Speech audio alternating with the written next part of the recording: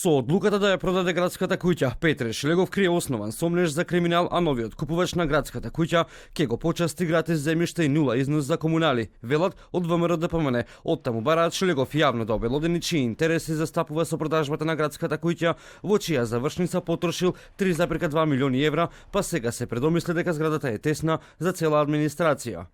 Продажбата ќе оди преку негативна електронска аукција, што значи дека цената на продажбата може и да паѓа. Значи сумата која е инвестирана ќе биде повисока од цената за која ќе се продаде, а Скопје ќе бележи загуба.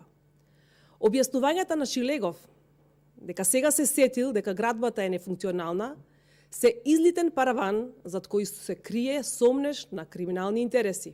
Шилегов пак во строга тајност ја крие евентуалната локација каде би требало да се сели градската администрација доколку се продаде градската куќа. Кратко елаборираше дека доколку се продаде со тие пари ќе обезбеди посоодветни простори од тие во барокната зграда, но сепак Шилегов потенцираше дека седиштето на град Скопје треба да е во центарот на градот, а не на страна.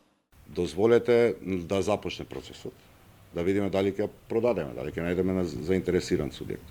А потоа со средствата кои што ќе обезбедиме многу посоодветно и подостоинствено решение за седиштето на градот Скопје.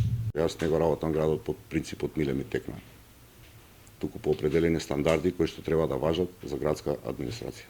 Почетната цена за оваа барокна зграда е 12,7 милиони евра, цена по која е проценет објектот. На изградбата на барокната градска куќа потрошени се милионски суми. Опозицијата обвинува за партиски реваншизам. Шилегов не открива во што би се претворило во случај да не се продаде градската куќа. Дали ќе успее Шилегов да ја пресели градската администрација во нова посакувана локација ќе се знае откако градската куќа ќе се продаде.